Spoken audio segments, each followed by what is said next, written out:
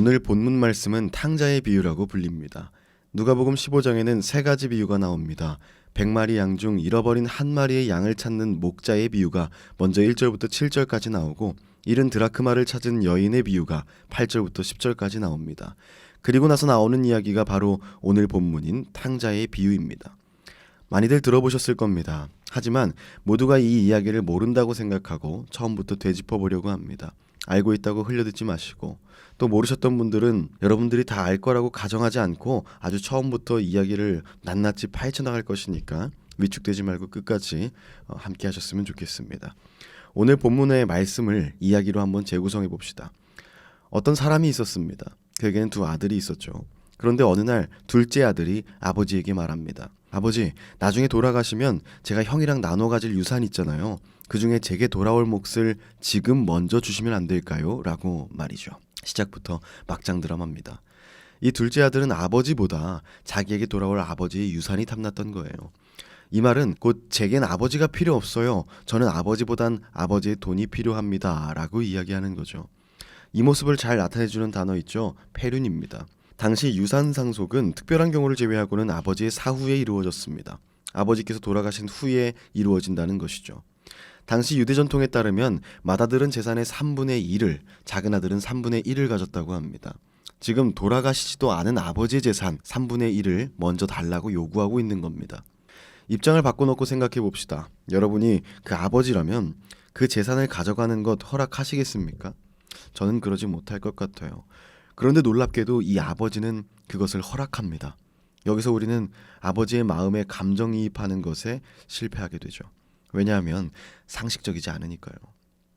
이해하기 힘드니까요. 어쨌든 이 아버지는 우리 예상과는 달리, 그리고 보편적인 상식과는 달리 그 재산의 3분의 1을 먼저 나누어 줍니다. 그리고 그 재산을 받은 아들은 곧 다른 나라로 떠나버리죠. 이 아들 녀석이 아버지 품을 떠났어요. 아주 허랑방탕한 삶을 시작합니다. 탕자의 비유의 그 탕자, 그 탕이 방탕할 탕자거든요. 생각해보세요. 여러분의 집 재산 3분의 1을 가지고 집을 나왔습니다. 그럼 뭐부터 하실래요? 정말 여러 가지로 놀 것은 무한하잖아요. 흥청망청 다 써버릴 수 있어요. 우리는 상상만 하지만 그는 그 돈을 실제로 손에 넣었습니다. 그리고 흥청망청 다 써버린 거예요. 성경에는 허랑방탕하여 그 재산을 낭비해서 궁핍해졌다라고 적고 있습니다. 다 써버린 겁니다. 그 많은 돈을. 그런데 이 둘째 아들의 모습이 마치 우리의 모습 같지 않습니까? 우리도 그렇잖아요. 하나님께 늘 우리는 말도 안 되는 요구만을 합니다. 하나님 아버지 그 자체보다는 하나님이 주실 수 있다고 생각되는 그 다른 것들에 더 관심이 많아요. 우리가 늘 하는 기도, 그 기도의 제목들만 봐도 그것을 알 수 있습니다. 시험 잘 보게 해주세요. 로또 되게 해주세요. 여자친구 생기게 해주세요. 아마도 이번 생에는 다 불가능한 것들로 보이네요. 하나님이 원하시는 것보다 내가 원하는 것에만 관심이 있습니다. 이 경우를 반대로 생각해보면 내가 원하는 것들을 얻고 나면 하나님은 필요 없어진다는 것을 의미합니다. 목적을 달성해 재산을 나눠 갖고 아버지를 떠나버리는 그 둘째 아들처럼 말이죠. 이제 거렁뱅이가 된 그 아들은 남에게 빌부터 살기 시작합니다. 남의 돼지를 키워주는 일을 하면서 돼지를 먹이는 쥐엄나무 열매를 먹고 살게 되죠. 그마저도 넉넉지 않았나 봅니다. 굶는 날도 생기고 힘들었나 봐요. 이쯤 되면 집이 생각나죠. 집 나가면 고생이란 말이 있잖아요. 집이 그리워진 거예요. 그때가 돼서야 아버지의 품이 그리워집니다. 그리고 돌아가겠다는 생각을 하게 됩니다. 지금 탕자는 모든 것을 잃고 상황이 나빠지고 나서야 아버지의 품을 그리워하고 있는 것입니다. 그때서야 아버지의 재산이 아니라 아버지 그 존재 자체가 그리워집니다. 함께하던 나날들이 그리워진 거예요. 아버지의 보호가 그리워진 거죠. 이것도 우리의 모습 같아 보입니다. 우리는 종종 하나님의 자녀됨을 포기해버려요. 살아계신 하나님을 있어도 그만 없어도 그만인 분으로 만들어버리는 거예요. 하나님의 관심 갖는 것이 아니라 하나님께서 주실 수 있는 내가 원하는 어떤 것, 그런 것들에만 관심을 갖습니다. 돈이 되었던 명예가 되었던 기회가 되었던 말이죠. 하나님을 완전히 떠나버립니다. 더 이상 하나님과 동행하지 않아요. 함께 발맞추어 걷지 않는다는 것입니다. 그리고 나서 상황이 어려워지고 나서야 하나님을 찾습니다. 함께하고 싶다고 이야기하죠. 함께 있고 싶다고 이야기합니다. 하나님께로 돌아가고 싶다고 말합니다. 자신을 의지하고 자신하면서 나 스스로 잘 살 수 있어요 라고 하다가 어려워진 후에야 하나님의 보호가 필요하다고 말합니다. 하나님이 그립다고 말합니다. 탕자의 모습에서 우리의 모습이 비추어지진 않습니까? 이제 탕자는 아버지께로 돌아가기로 결심합니다. 그런데 뭔가 부끄러워요. 자신이 아버지께 죄를 지었기 때문에 아들로는 돌아갈 수 없을 것만 같습니다. 그러면 안 될 것 같아요. 그래서 품꾼, 일꾼 중에 한 사람으로 돌아가겠다고 합니다. 그런데 아버지의 반응은 다시 한 번 더 전혀 상식적이지 않습니다. 마치 우리가 하나님의 마음을 우리 상식으로는 다 헤아릴 수 없는 것처럼 말이죠. 이 아버지는 제일 좋은 옷을 내어오고 손에 가락지를 끼워주고 발에 신을 신겨줍니다. 이것이 뭘 의미하는지 아십니까? 아들로서의 지위를 회복시켜 주었다는 거예요. 뿐만 아니라 말씀에 아버지가 그 아들이 돌아오는 것을 보고 달려가 목을 안고 입을 맞추었다고 나와 있어요. 당시 유대 사회에서 집안의 어른이 뛰어다니는 것은 굉장히 품위 없는 일이에요. 모양 빠지는 일입니다. 있을 수 없는 일이에요. 천한 일이었어요. 그런데 그 아버지는 아들을 너무나도 기다렸기 때문에 그 감정을 주체할 수 없었던 거예요. 체면과 채통이 중요하지 않았어요. 달려나갑니다. 그리고 그 아들을 맞이합니다. 그리고 잔치를 베풀어 주죠. 아들이 돌아온 것은 이 아버지에게 있어 축제인 거예요. 앞서 우리는 이 이야기를 탕자의 비유라고 불렀습니다. 비유가 무엇인지 아십니까? 제가 어릴 때 학비 벌려고 국어 과외를 많이 했었는데 오랜만에 과외를 한번 해드리겠습니다. 비유라는 것은요, 어떤 대상을 직접 설명하지 않고 다른 비슷한 현상이나 사물에 빗대어서 설명하는 것을 말합니다. 예를 들면 돼지 같은 주평이 이러면 뭐에 빗댄 거죠? 주평이를 돼지에 빗댄 거예요. 주평이가 돼지 같다는 거잖아요.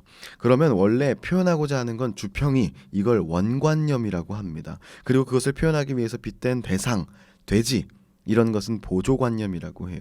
이런 형식의 비유를 직접 빗대었으니 직유법이라고 하죠. 또 이렇게도 표현할 수 있습니다. 주평이는 꿀돼지. 이것도 역시 돼지를 나타내려는 게 아니라 주평이를 나타내고 싶은 거예요. 그럼 원관념이 무엇이죠? 주평입니다. 보조관념은 돼지가 되는 거예요. 이런 걸 은유법이라고 합니다. 이렇게 비유에는 원관념과 보조관념이 있어요. 그럼 이 탕자의 비유에도 원관념이 있을 거 아닙니까? 나타내고자 하는 것. 그건 바로 하나님의 마음을 탕자 아버지의 마음에 빗대고 있는 겁니다. 이 돌아온 아들을 반기는 아버지의 모습에서 우리는 하나님의 모습을 발견하게 된다는 것입니다. 그리고 그 아들의 모습에서는 우리의 모습을 발견하게 되죠. 아버지와 아들의 모습, 먼저 아들을 볼까요? 아들은 아버지의 집에 돌아가서 자신의 힘으로, 자신의 어떤 수고로 다시 그 집에 받아들여지고자 했습니다. 종이 되어서 일하면서 그 집에 함께 하겠다고, 함께 살겠다고 이야기해요. 하지만 아버지의 모습은 어떻습니까? 아들이 자기 종으로 돌아오겠다고 했는데 그는 돌아온 아들을 어떤 조건도 없이, 어떤 요구도 없이 그를 반갑게 맞이하고 그 아들로서의 지위를 회복시켜 줍니다. 이것이 바로 하나님의 마음입니다. 탕자가 여전히 그의 아들이었던 것처럼 우리 역시 하나님의 자녀인 거예요. 우리는 하나님과 멀어진 우리의 모습, 자녀의 모습과는 멀어진 우리를 보면서 하나님께 돌아가기를 부끄러워합니다. 죄스러워합니다. 여러분, 사단이 우리를 공격할 때의 그 전략 중에 대표적인 것이 무엇인지 아십니까? 우리가 하나님을 바라보려고 할 때 우리의 연약함, 그리고 우리의 죄를 보라고 이야기하는 것입니다. Look at your sin. 너의 죄를 봐라. 하나님이 너 모습을 기뻐할 것 같아? 넌 이제 하나님과 멀어졌으니까, 너는 죄를 지었으니까 이제 하나님과 함께 할 수 없어. 하나님은 더 이상 너를 자녀라고 부르지 않아. 이렇게 이야기하는 거예요. 거기에 우린 너무 쉽게 넘어지죠. 무너집니다. 그런데 오늘 말씀은요, 비유를 통해서 하나님께서 우리를 그렇게 여기지 않으신다고, 그렇게 내버려 두지 않으신다고 말합니다. 우리의 노력이 아니라 하나님의 은혜로 우리를 자녀로 부르신다고 증언하고 있습니다. 이것만 봐도 우리를 위한 하나님의 사랑에는 의심의 여지가 없는 거예요. 그 아버지의 사랑은 우리의 공로나 노력에 의해서 얻어진 것이 아닙니다. 우리가 받아들이기만 하면 그 사랑은 우리의 것이 됩니다. 우리 중에는 하나님의 마음을 아프게 한 경험이 있거나 지금 현재 주님과 멀어졌다고 느끼는 사람도 있을 겁니다. 그러나 주님의 사랑은 우리의 노력 여하와는 상관없이 부모가 자식을 사랑하는 것처럼 무조건적인 것이에요. 우리는 이것을 깨닫고 주님께로 돌아가야 합니다. 간단히 말해서 하나님과 멀어진 우리를 하나님께서 기다리고 계시다는 것입니다. 우리는 우리의 아이덴티티를 우리 삶 가운데 확정할 필요가 있습니다. 아이덴티티는 우리말로 정체성이에요. 내가 어떤 존재냐 이겁니다. 여러분 어떤 존재십니까? 나는 별거 없어요. 난 정말 별거 없어. 난 진짜로 별거 없어. 그런데 실제로 여러분은 진짜 별거 없습니다. 저도 마찬가지고요. 별 볼 일 없는 것 같아요. 그런데 우리 하나님이 우리를 별 볼 일이 있다고 하시면 우리는 그 가치를 가지는 겁니다. 하나님께서 우리에게 어떤 가치를 부여하셨냐면 하나님의 자녀라는 가치, 그런 정체성을 부여하셨다는 거예요. 우리를 자녀로 부르셨다는 것입니다. 이건 은혜예요. 다른 말로 표현할 것도 없이 그저 은혜입니다. 그런데 우리는 그것을 거부하고 죄를 집니다. 가치롭게 살아가지 못했어요. 하나님 우리에게 세상의 빛으로 소금으로 이렇게 살아가라고 이야기하셨는데 우리는 어둠 속에서 죄를 탐하는 존재로 살고 있었습니다. 그런데 그렇게 우리가 하나님을 아빠라고 부를 수 없을 지경에 이르렀을 때에 하나님께서는 우리에게 예수님을 보내주셨습니다. 그 죄의 값을 대신 치르게 하시고 우리를 자녀로 다시 불러주셨다는 거예요. 아까 사단은 이렇게 말한다고 했어요. Look at your sin. 너의 죄를 봐라. 그런데 하나님께서는 이렇게 말씀하세요. Look at my son. 내 아들 예수 그리스도를 봐라. 이것이 은혜가 아니면 무엇입니까? 우리의 정체성은 하나님의 자녀입니다. 오늘 본문의 탕자는요, 모든 걸 잃고 돌아와도 아버지의 아들이었어요. 왜냐하면 아버지가 아들을 사랑해서 포기하지 않았기 때문입니다. 우리 하나님이 그런 분이에요.